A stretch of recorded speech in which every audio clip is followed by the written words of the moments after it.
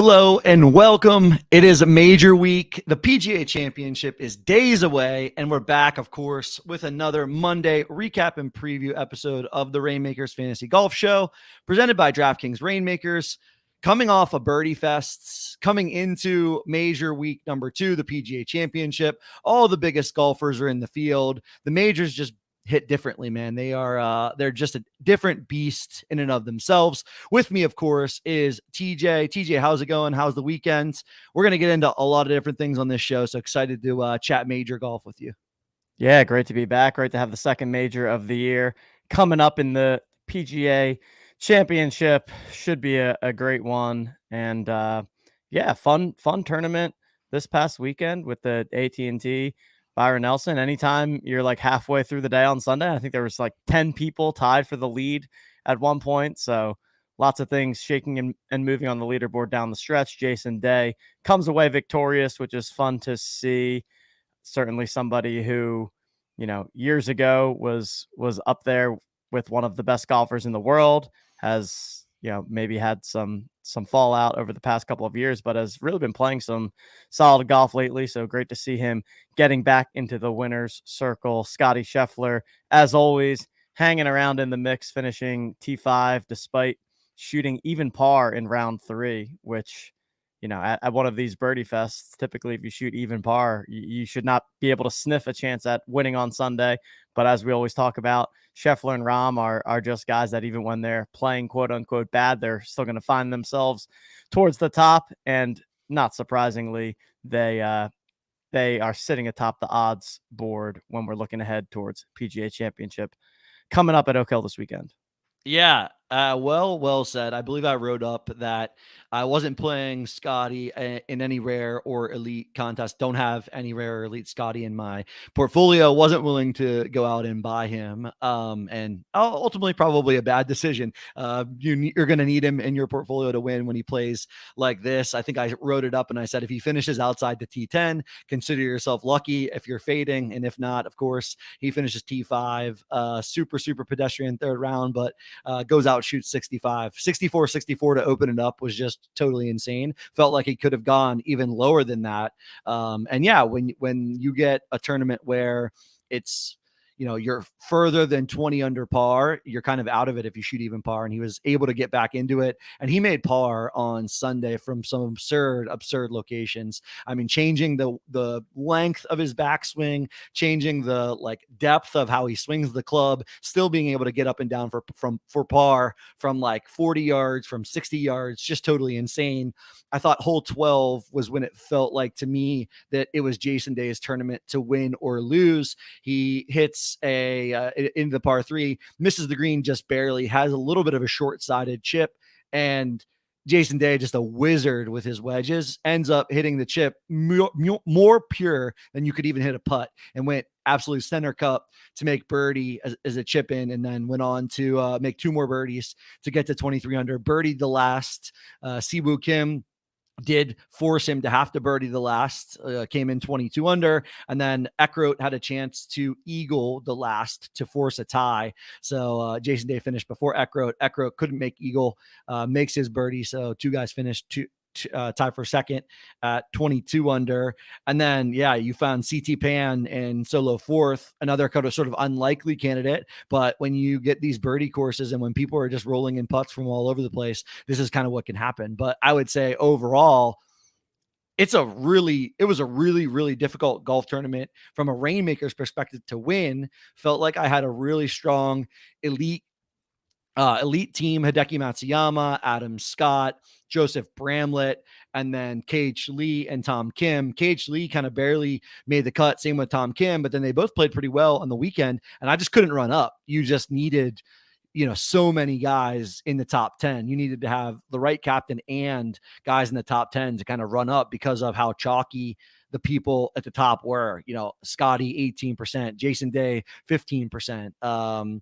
Who else was up there? Let's see. I think Adam Scott was even like 12 or 13%. So you just Terrell needed Hatton was probably pretty high owned as well. Hatton was up there. Yep. Yeah. You just needed there were multiple lineups where you had the chalk and your 3 or 4 of your spots, they all sort of hit, and then you needed one guy to go off, someone like Siwoo Kim or CT Pan or an Adam Scott. A lot of people had Vincent Norman in their lineups, and he played fantastic. Actually had a good of a chance as anybody to kind of run up the leaderboard on Sunday during the first 9, but then kind of stalled out on the back 9. So a fun golf tournament, really, really fun tournament with a field that a lot of people made a lot of birdies, and it's going to be incredibly different than this week where, I fully expect there to be, this winner will be under, 10 under par for sure. It could be even in the 4 or 5 under par range. So it's going to play a course that will play entirely different. But yeah, for me from this past week, my takeaway was just that it is hard to win at all levels, at all tiers when the chalk does smash as well as the chalk hit this past week. So. And I think what we're finding is that these kind of like hybrid weak fields ends up being the most difficult from a Reignmakers perspective. And when I say that, what I mean is where generally speaking, it's a weaker, softer field, but you have, 5 or so players at the top that are kind of a clear cut above, because what ends up happening is there's just not as many cards to be played in terms of like the cards that people have available to them. And then B, the cards that people do own are of these guys that are the favorites in the tournament. And, while golf is high variance, we have seen that in these fields where there's kind of that clear distinction, the guys that are the top, even if they're not winning the tournaments outright, like we're getting a lot of top 10 finishes from the Hattons, the Schefflers, the Adam Scotts, etc., that showed up in this field. So yeah, that's proving to be a bit difficult. But looking ahead to the majors this weekend, I think we're in for a nice treat from a Reignmakers standpoint. Going to be tons of cards available to play. You do have, of course, the top elite guys that are, standing above from an odds perspective, but after that, I mean, it's certainly anybody's ball game. Tons of different routes that you could go with your Reignmakers cards, and I think we're going to spend a good amount of time on this week's show previewing what to expect from the PGA Championship. You, of course, like we had at the Masters, have the dynamic of the live guys coming back into play here. That doesn't matter directly from a Reignmaker standpoint, but it does matter, I think, for the game itself, right? Because like we said, it's just going to be a lot more cards that are in play and lots of different things that could happen here. So I'm excited to talk through it all with you today.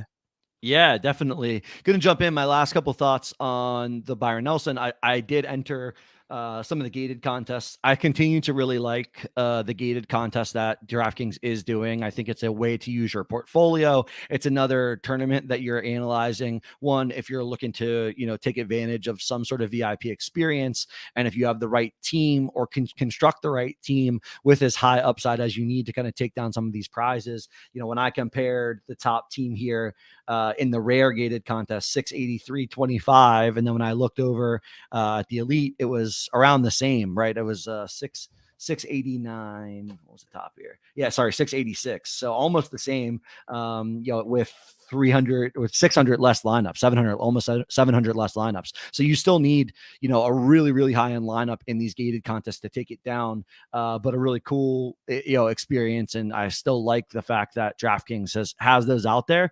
I think it's just one of those things where if you're going for gated, you got to put your best lineup in there in order to get in the top of that and take advantage of the top of that score. Whereas I think your other lineups, you can get them into the guaranteed contests, min cash, and at least get something back on your portfolio. So just think about that when it comes down to constructing your lineups and how you're going to attack, lineup and contest creation going forward. So that was the last thing I wanted to cover. And then, yeah, ahead of the PGA Championship, it looks like we're going to get the remainder of the approach pack supply.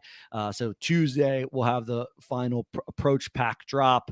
Elite packs and legendary packs only for sale. No rare packs, but there are boosters that are out there that can be purchased for around that same price as the rare packs had been going. Elite packs will run $250. There's 10 1049, 1049 packs available. If you are holding a greens pass, you can have and you will get priority access to the drop at noon on Tuesday. I fully expect these to get to public with this price point and that number of packs out there, but these packs are looking interesting enough to take a look. And I like, the fact that it's another major chance to bring a couple new players into the game, and these packs are available out there for sale. So we'll keep an eye on what that looks like as we move into Wednesday and how packs are selling.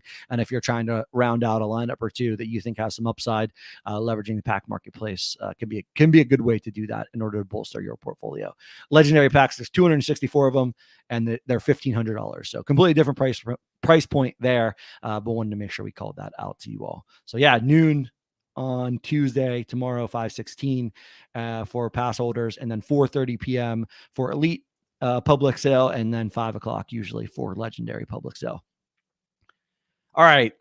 I think that'll do it for the recap section. Like TJ said, save the majority of the show for the preview. And man, I mean, I'm as excited as ever. You mentioned the live guys, Dustin Johnson, Cam Smith, and another name I can't remember. Brendan Grace, I think. Brendan Grace, yes, in a 3-way playoff over there on the live tour in Tulsa. Dustin Johnson gets the victory, and Dustin Johnson, like Brooks Koepka, his name in golf is going to be synonymous with how many majors he wins. So he absolutely wants to win these majors. Liv would love no more than to get a live winner in a major championship here, just solidifying the level of elite golfers that they have on that tour. So the live drama will continue on the rest of this major season. And I think it does impact Reignmakers, like you said, in terms of the ability to get multiple guys in the top 5 when the likes of Jordan Spieth and Ricky Fowler and Brooks Koepka and Dustin Johnson aren't in Reignmakers, right? It changes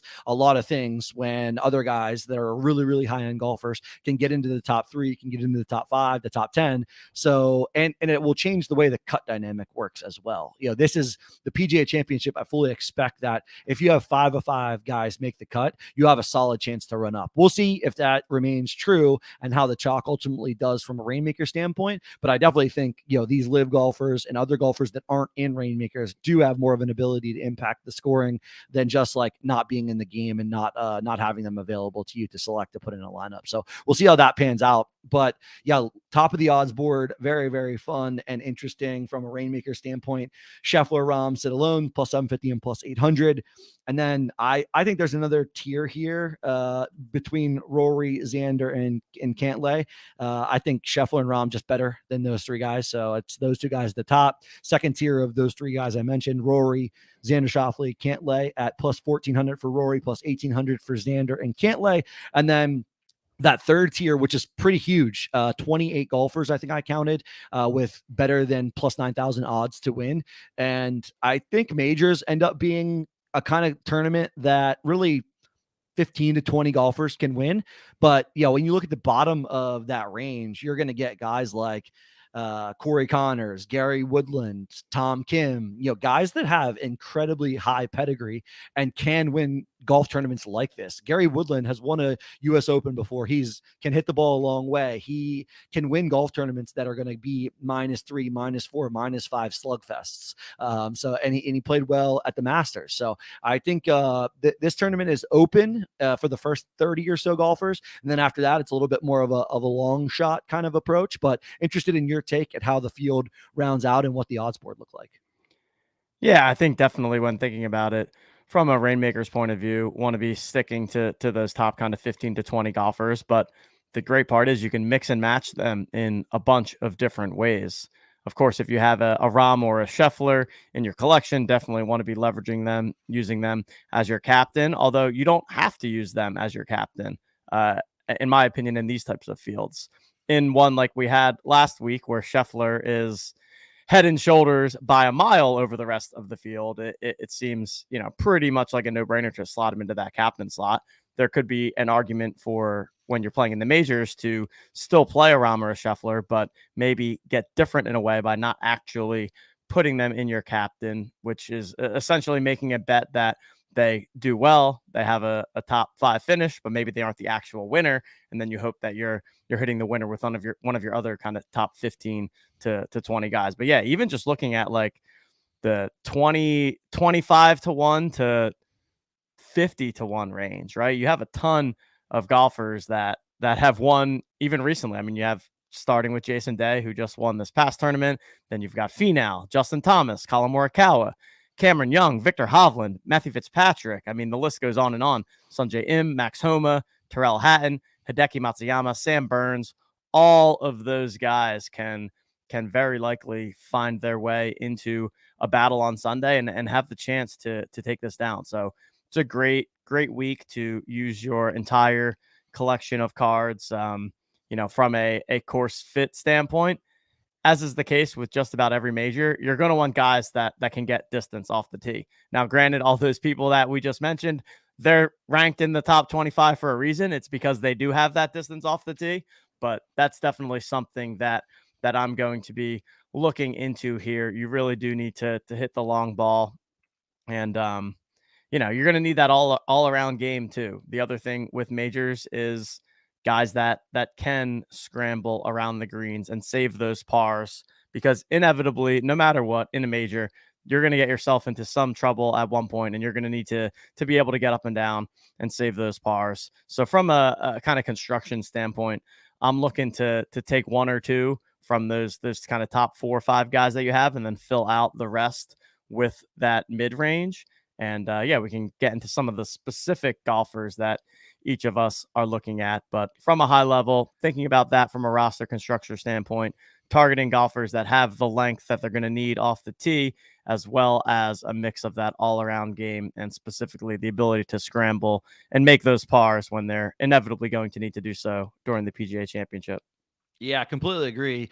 A couple things I'll say outside of just golfers, right? So Oak Hill Golf Course, it's like 74, almost 7,400 yards. It plays as a par 70, which is kind of the reason why people are expecting lower scores. Not as much par 5 scoring out there to be had, playing as a par 70. It was completely redesigned. I believe it was 2 or 3 years ago. They completely redesigned the course. So while Oak Hill Country Club has hosted plenty of other, PGA Tour championships, and I believe it's hosted the PGA Championship before. You can't really rely too much on history. The course is completely different. Some of the pictures that I saw and some of the tweets that I saw already from this week are kind of insane. The bunkers are very deep and the greens are elevated, so you can get yourself in 3 and 4 and 5 foot deep bunkers around these greens, and where guys on the PGA Tour sort of love playing from the sand and have all the wizardry that you need, with wedges from the sand. I expect this to be a little bit different. I expect this to present some challenges in these bunkers that people aren't going to just be able to kind of get it up there and get it tight, 2-3 feet to automatically save par. They're going to have to hit it to 10 feet or have to hit it to 15 feet and try to rattle home a long putt to save par, which is very, very different than a lot of tracks that just have length as their protector from these guys in a traditional setup. So I expect the course to play pretty hard. I expect it to be pretty different than these guys, typically see. You see a lot of guys out there. Saw Max Homa hitting, the tweet was like Max Homa hitting 3 different clubs with a 15-yard shot on a couple holes, a 5-iron, a wedge, and a putter even. So there's going to be a lot of different challenges that this course presents that not your everyday run-of-the-mill PGA Tour course will present. And I think when that happens, 2 things. One, there's going to be big numbers that get made, and guys that can avoid big numbers will automatically skyrocket themselves up the board, but who can kind of come back mentally from a big number? I like guys that can kind of bounce back, hit a stock shot to where they need to hit it to bounce back after a bogey, or a double bogey comes and they've got an 8-footer for par, and they're able to sort of mentally free up and rattle home an 8-footer that's needed. So those are going to be the kind of things that you're keeping an eye on this week to determine who's going to win this golf tournament. And, if anybody does go out there and go low, they'll automatically be in the mix. So if you can get a golfer in your lineup, go shoot 4, 5, 6 under in one of these rounds, you're going to feel like on top of the world. And that's great. I think you're just going to need to hang on to your hat. Pars are your friend here in a tournament like this from this kind of setup, at least is what we're seeing thus far. And you said it perfectly, distance. I read a couple tweets from the No Laying Up crew.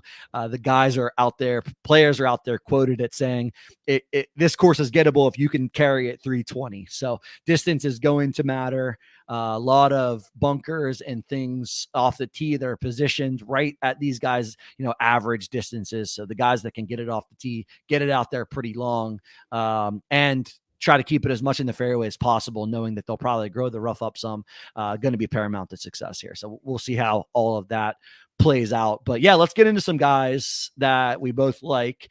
Let's do it by tier here. If you had to, and you had if you had to and you had Rahm and Scotty, had to pick a captain, where are you going this week? As always, going to go with my guy, Jon Rahm. I mean, let's be honest, you can't go wrong with either of these two. And if Scotty Scheffler could make a putt, I mean, my goodness, he would be. I'm looking at the stats right now. He is first in this field in strokes gained tee to green, including first off the tee and fifth in approach. Second overall in strokes gained total, only behind Jon Rahm. And all of this is with him being ranked 97th in this field in putting over the last 50 rounds. So that is just absolutely crazy. And it does seem to it's becoming a bit of a theme.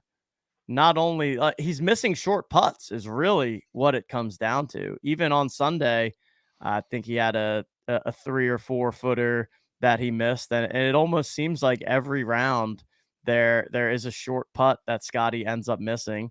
Now, obviously, there's somewhat of a bias towards that of, well, yeah, if you're hitting the ball so damn close to the hole, you do have an opportunity to lose more strokes putting because not everybody is constantly having these 4 and 5 footers for birdie, right? So that is one thing to keep in mind. But my goodness, if Scotty can just get, a little bit going with the putter here, he's certainly, putting himself in positions even without that. So you can't go wrong with either Scotty or Rahm. But when it comes to Rahm, simply put, just the best golfer in the world right now. Nobody that I'd rather have on my team come Sunday. Nobody that, as another golfer, I'd be more terrified to be walking down the fairway with on the first hole on Sunday. So I'm going to take Rahm out of those two, but it's really nothing against Scotty. These two are just totally lights out. I feel Rahm has a little more of that dog in him right now, a little more of that go get 'em attitude. And he's halfway now to the career Grand Slam. So Yep, winning the got the US PGA Open. Championship and the Yeah, got US the US Open. I mean, Open. hey, it could be, it could be 3 months from now and he's already closed it out because anytime Rahm is teeing it up, it's all about looking at him and saying, well, who's going to go out and beat that guy this week? Yeah, well said, man. Scotty Scheffler gained .07 strokes putting this past week, finished T5. Lost strokes last week or the last time he teed up at the Heritage, lost half a stroke, finished T11. Masters lost almost 4 strokes putting, finished T10. The match play lost 3 strokes putting, finished 4th. The last time he won the Players Championship, he gained .1 stroke putting. So yeah, I mean, if he gains putting, it's sort of insane. The last time he actually gained putting, he gained 2 weeks in a row. The Phoenix Open, which he won, gained four strokes putting, and then the Genesis gained 1.7 strokes putting, finished T12, sorry. So yeah, it's going to come down to the putter for Scotty, and that just leads to a little bit of frustration, right? When Scotty's hitting it to 8 feet every time and has a 2-inch tap in, can't make any birdies. It's a heck of an experience, but yeah, it's pretty hard to fade those two. Love your analysis. Let's jump right into the next tier, as I called it out: Rory McIlroy, Xander Schauffele, Patrick Cantlay. Patrick Cantlay getting all of the early steam. Everybody writing him up saying he's going to win this tournament. A lot of people, not just your standard Action Network guys, but I've seen tons and tons of people on Twitter liking the number at 1,800 plus 1,800 for Patrick Cantlay to win. I think, if Rory, and this is a more of a DFS take, but if Rory's going to come in under owned, I'll just take Rory. He just hits the driver so well. If he wakes up and hits wedges and can somehow putt, he can win this golf tournament. And if there's ever a guy that could get to 10 under on a really hard golf tournament, on a really hard golf course, it's Rory, just because he can hit a 375-yard drive. He's going to have way more wedges than everybody. He's going to eventually wake up from a putting standpoint. And yeah, I'll take Rory out of these three. I've gone out on the Rory ledge. The last time I did, he missed the cut completely at Augusta. So I'll hope that he can do me good here. But who are you looking at in that little second tier of three guys? Yeah, of those three, I do like Rory as the, like, if I had to pick which of those three do I think has the best chance to win, I would pick Rory. If the question is more of which one do I think on average has the better average performance, I would not take Rory in that spot just because of his inconsistency. Like, to me, I could see Rory winning, or I could see him, either missing the cut or finishing T50, right? Whereas with Xander and Cantlay, I think they're going to have a much tighter range of outcomes, specifically with Xander. I mean, Xander to me always just feels like a guy in these stronger fields that you don't really see him in the hunt to win on Sunday, but you look at the final standings and he's T6 or T7, right? And has that all around game, ranks within the top 36 in every single category across the board here. Doesn't have the length of these other guys. I mean, obviously it's Xander, like he's plenty long, but he's not like a super bomber by any means, but very good around the greens and on the greens, and just, I think a very safe bet to end up with a nice finish. So I do like Xander quite a bit this week. And yeah, Cantlay, as you mentioned, getting a lot of early steam for sure. Can't go wrong with him there over the past 50 rounds. Yeah, he's eighth in this field in strokes gained total. Basically top 30 in every single stat, with a little bit of some troubles around the greens.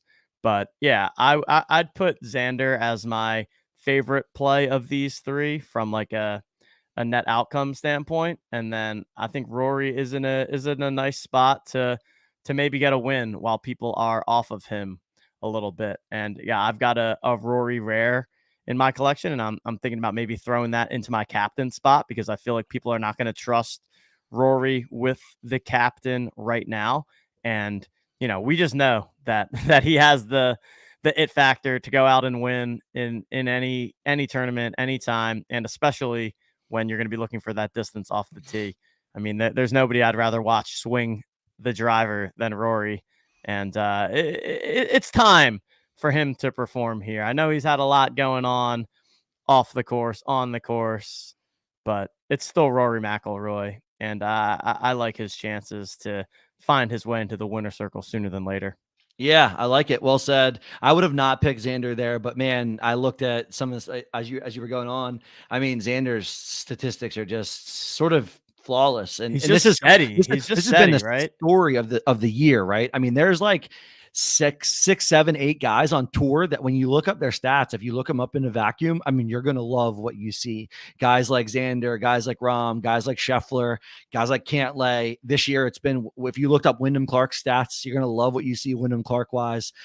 Even Finau, when Finau tees it up and he doesn't go crazy with the putter, his stats can look spectacular from a ball striking standpoint. And so when these guys put it together, when these top 10 to 15 golfers in the world put it all together and on a given tournament, they're just incredible to watch. So yeah, I think can't go wrong with any of those five guys that we just digested and talked through. Unfortunately, and fortunately, for anybody that's holding some piece of these guys or multiple pieces, they're pretty expensive out there. The rare looks like the cheapest rare for Scotty and Rahm looks like Rahm's 180, Scotty 195, and then Rory, Schauffele, and Cantlay $88. Cantlay comes in at the lowest there, Rory 99 and Schauffele 96. So I always try to use rare as kind of my baseline pricing. Of course, you can jump over and grab some core cards. Just very, very hard to put a core team together that ultimately takes this thing down. You're going to need to finish 1 through 5, likely with the correct captain too. So use rare as kind of a baseline pricing, and pretty expensive for to put together a team of those guys at the top. But I like all of those guys. If you're holding one as a captain, I think captain percentage will be thinned out, and people will be playing core cards up into rare and rare cards up into elite, where you can't play those cards as captain. So I think you're able to get different enough.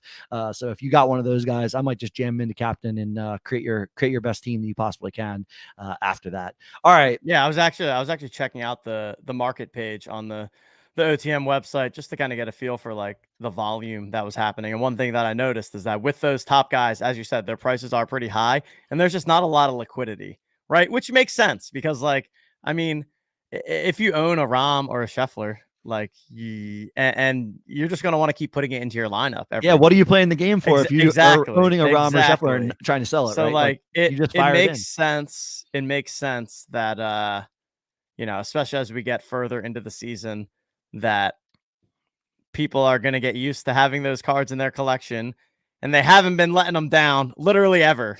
So, yeah, people are not wanting to part with their elite level golfers, which again makes sense because the consistency really has just been unbelievable from those guys at the top. So I just found that to be a finding that I had when I was checking out some of the marketplace activity.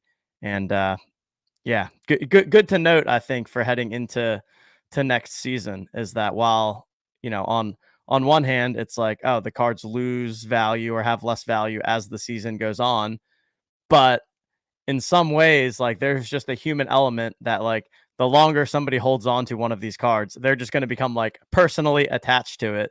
And when you have a Scheffler card and every time he plays, he's in the top five, you're just like, I don't care how much money I can get for this. Like I'd rather, play the game and get my chance at turning it into the $5,000, $10,000 top prize, whatever that may be.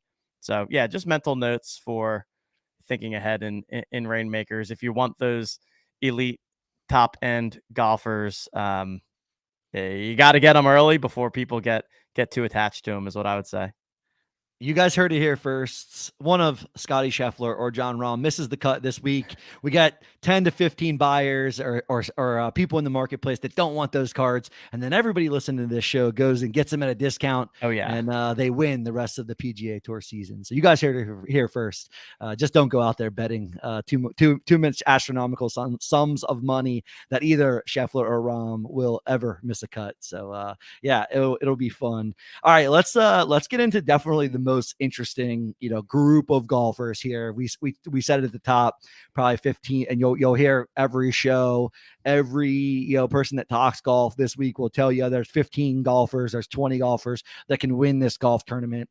And so I think the most interesting section of the field is certainly the plus 2,500, starting with Tony Finau down to, let's just do the whole all the way down, and we'll do a couple of guys all the way down under plus 10,000. So Corey Connors looks like he kind of rounds out that group at plus 9,000. You give your best play, I'll give my best play, and then we'll give a couple other guys we like in this range.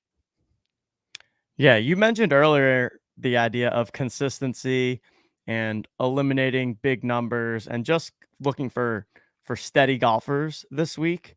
And when I was looking at things, I feel like nothing embodies steady golf more than Sungjae Im.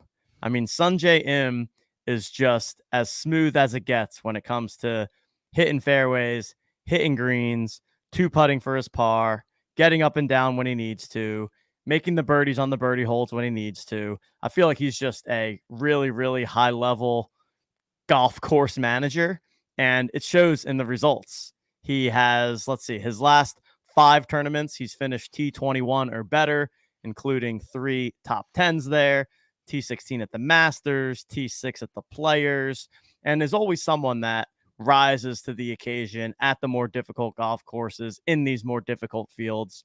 So I really like the setup here for Sungjae. Will Sungjae win in a field like this? I think maybe not so much. Again, to me, he's more of that like Xander archetype where it's, very, very steady. And so from a Reignmakers perspective or from a DraftKings DFS perspective, I love Sungjae on that. Maybe not so much as if I was looking to bet somebody on an outright win. But yeah, I mean, there's a lot to like in this range, but I kept coming back to Sungjae and just super steady, super solid across the board, eliminates the big numbers, makes the birdies when he needs to. And so he's been somebody that I'm keeping my eye on. Although his Rainmakers price kind of reflects it in a way. He's up there. His rare is $68, which is one of the more expensive here. So I was a little bit bummed to see that. I was hoping that maybe we could get a little bit of a discount on Sanjay, but I absolutely love him as a play this week. Yeah, I'm on record. A couple weeks ago, I liked Sanjay over Justin Thomas in that field. That JT was sort of a heavy favorite. I just think, man, I mean, you don't even really have to sweat Sanjay. It seems like these days he just he just goes out. He doesn't really make big numbers. He finds a way to make cuts. He's near the top of the leaderboard a good number of times. He just come off a win. I can't remember what tour he played on. It went over, played a Korean tour, I believe, and got a victory. So like Sanjay, and really hard to find anything wrong with Sanjay's game. I think it's just the model of consistency throughout the bag. So I love that call. I'm gonna go with this guy. And man, I never seem to ever have much of this guy. And I've been looking at his rare to pick up for multiple weeks now. And I just think he's sort of on the cusp of, if he could get a couple big wins or one big win, is it the snowball that he needs? And it's Victor Hovland. I think his short game was incredible at the Masters. Never saw him play that well ever with the wedge and the putter in his hands.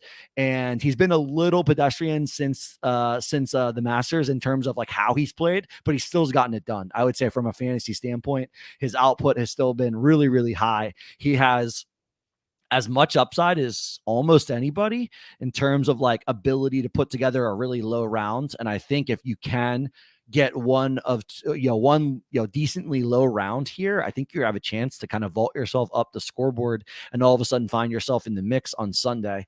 And so, yeah, I'm going to go Victor Hovland as my favorite play. He's not cheap by any means. $63 for his rare, sits right above a Cam Young, sits right below Colin Morikawa, sits right below Sungjae M, right above Matty Fitzpatrick. So, I'm going to go Hovland. Just think that he has the long game, and if the short game just kind of shows up and he's able to roll a few more 8-footers home or roll a 20-footer home and get a spark going with the putter, has just as good a chance as anybody to win this thing. So I like Victor Hovland a good bit here. Always a fan of Hovland. I think that's a great one there. I'd say one and two other names that I'll throw out.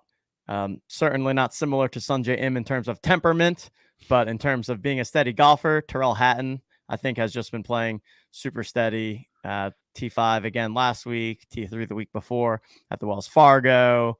He's racked up 4 top 10s in his last 6 or 7 events. So I like Hatton quite a bit. And then our guy Max Homa. Like, if I was looking for someone in this range that on the opposite end that I like more as an outright bet than as a DFS play, I feel like Homa's your guy. Homa to me just seems like someone that's a winner, right? And he can get into that number 1 spot. Maybe not always the most consistent, but love the way that his game shapes up for this course. So Sungjae, my top in the range, but I did want to throw out Hatton and Homa as well as 2 other guys that I really like for this week.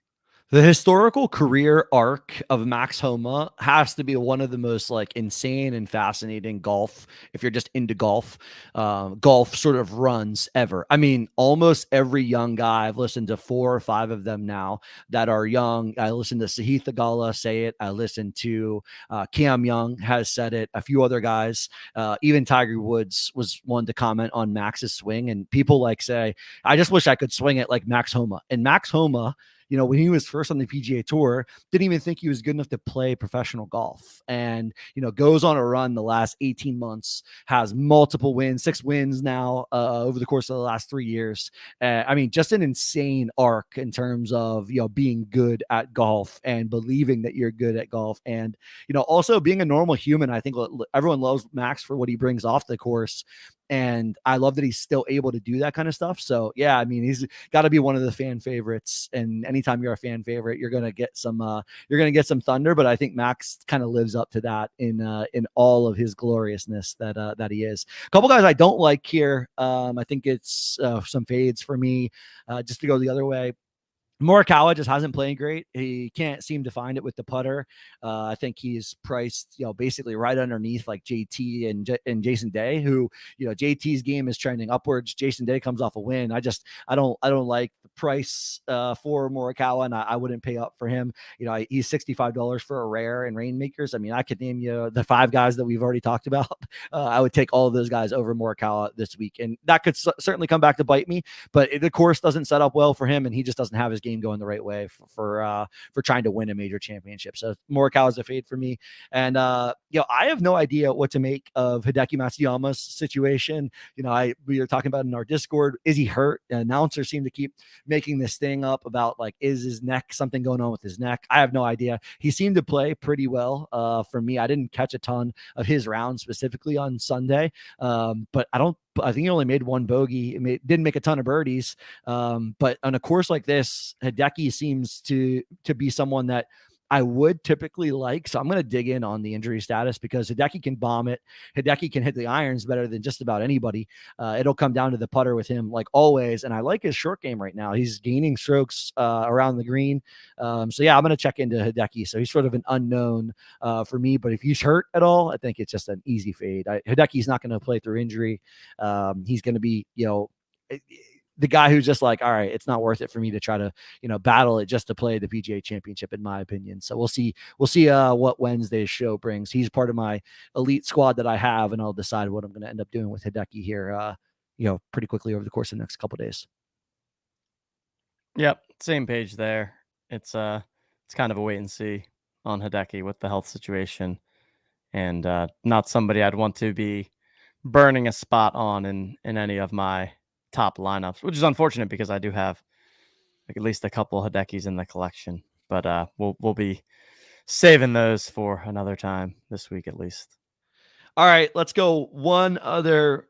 Any long shot, anybody plus 10,000 or more. I don't know if you had your eye on anyone, or if you've liked the play of any of these guys that are a bit cheaper in the Reignmakers game and can round out a nice 5-card lineup for you. Yeah, you mentioned kind of Corey Connors being the cutoff of that. I always like Corey Connors. Think it's another great setup for him. Somebody who has the distance, good ball striker, and has had success in the majors and on some of those more difficult courses. So I like him and Keegan Bradley as kind of a similar mold of players. Again, guys that have the distance that you need, but tend to have their struggles on the greens. I've got Keith Mitchell, another guy that we mentioned. He catches my eye.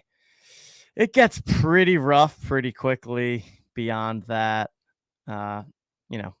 Brian Harmon, I think he's like 200 to 1 or something. But if you're just looking for someone that can make a cut and kind of grind out a finish, has the all around game there, maybe not necessarily the distance that we'd love to have on this course, but somebody that can scramble and make those pars in these more difficult tournaments. It really does drop off pretty sharply. I kind of view that like after the Corey Connors kind of Thigala area, it's pretty sharp pretty quickly, and you can even see that directly in the odds, where it jumps quickly from like plus 100 to plus 200, at least for the people that are available in the Reignmakers pool. So I'm trying as much as possible to in your main lineups where you're entering the big guarantees or any of the gated contests to avoid having to go that deep and save these guys for the pack party and more tournaments of that nature, just because, as we've said, the cream is always going to rise to the top in these big time events. And there's some guys down here that can certainly get you a made cut and rack up some points, but asking for them to end up with a top 10 or a top 5 or a win is a lot, just because there's so many top-notch golfers that they're going to have to go up against. But those are the ones that catch my eye down kind of in the lower end of the board. Yeah, I like it. I'll say a couple things here. One, I think it's always interesting to round out a team of studs with somebody down here on the board because a lot of guys can make runs, right? You'll see a name on this leaderboard or a couple names on this leaderboard that are quote unquote out of place and that can make some runs. It's hard to predict who those guys, would be. So I think what I've always been trying to do is I've been making purchases or making analyzing purchases based on not just world golf ranking, but using world golf ranking and then FedEx Cup points as sort of a deciding factor with how I might be thinking about making a buy. So when we look at the FedEx Cup points and the like the PGA points, this is going to dictate who gets into the playoffs as those come closer near the end of the season. And frankly, the PGA Championship is here. It's mid-May. It's going to be August before we know it. The summer is going to go by quick. These golfers are going to be playing week in and week out. So I like guys that are, up further on the board, guys that have already had a win or had a top 5 finish. They're going to have more points. It's really hard to chase down those points versus just kind of keeping the chasers at bay. So Kurt Kitayama kind of stands out to me. Kurt already has a pretty big win on his resume this year, has a lot of points. I was looking at his current standings. He is 16th in FedEx Cup points. So he's going to likely play in at least the first playoff event unless something crazy happens. Hits the ball pretty far, 1595 for his rare. So I like Kurt. And then, another guy that I think is going to get some steam sort of for the opposite, of this is Steven Jaeger. Jaeger has played great. I've liked Jaeger's game in the beginning of the year. He hasn't been able to kind of break through and get a win, but he's been a great fantasy point scorer. So I think he'll be a nice round out of a top 5, but he also just doesn't have a ton of FedEx Cup points. So when you look at the fields that Jaeger is going to get in, he's in now and he's in the PGA Championship. I believe just got in. And can he break into these other elite fields? Can he break into some of these deluxe events? Because that's when you want to use a card like Jaeger. So I think you're trying to make purchase decisions based on not only this tournament, but the utility of future tournaments and rounding out teams that you're comfortable jamming in and week out. So I think that's how you have to make some buys. So I would be going Kitayama over Jaeger here. Haven't seen the volume on those two guys, but I just know price wise, sort of similar. And then the other guy for me that I'll highlight, and I highlighted him a couple weeks ago, and I tend to come back to similar sets of guys, but Taylor Moore has just been very good. Doesn't hit it as far as I'd like. If he hit it further, I would really like him. But I mean, he's just played phenomenal golf, and for $22 for his rare, I just think it's a solid value for a 1,500 to 1. So I really like Taylor Moore. So those would be the couple of guys that I'm looking at further down the board. All right. Anything else for the people as we wrap it up? As always, we're going to have to hold TJ to one single pick and see if he can stay hot. Had Bramlett last week. Loved the way Bramlett played awesome, made the cut, ran up on Saturday and Sunday, just ended up, what was he? I think it was like T19 SC. Not bad. Yeah. Not bad. It was solid. A little bit of a long shot. Bramlett. Yeah. I love the Bramlett call. So made my decision for me, and it was the right one. I had Shank versus Bramlett. If anybody watched the show on Wednesday, TJ said Bramlett was his call, and I said, okay, instantly putting him in my top lineup, and it worked out for that min cash for me. So let's get into your pick and any other final words you have for the people as we close it out. Yeah, final words. I don't think I have too much else to add. I think we covered a lot of good stuff here. Focus on that top kind of 15 to 20 golfers for this week. Again, as your collection allows, think that you can't go wrong with a lot of the plays that we talked through here. And for my winner pick, I'm going to go a little bit off the board. Someone that we talked about here, sitting at looks like 40 to 1, but Tyrrell Hatton. Going to go with Hatton here, the madman himself. He may throw a couple clubs into the water on his way to victory, but when it's all said and done, I like Tyrrell Hatton at 40 to 1 here. Playing really good golf lately, and I think he's due for a win in the near future. So gonna go a little further down on the board and pick my guy Tyrrell Hatton as my winner pick of the week. Going off the board, the people love to see that. You guys heard it here first. Tiro Hatton gets the win. Some great banter back and forth on all the different subsets of the odds. I'll have the Tuesday article. It's like a late Tuesday night, early Wednesday morning article at this point. I keep pushing it back just because of more information coming in. But the Tuesday article will be up over on our site. Check it out, otmnft.com, for all your Reignmakers PGA Tour needs, all your pricing, your data, your insights, your purchase decision making. Head on over there and take a look at that. And as always, if you have any other questions, would love to hear from you all. We're over there in the DraftKings Marketplace Discord or over in our Jolly Jokers Discord. And I'll be back on Wednesday building my lineups, going through my teams, and getting ready to sweat major number 2.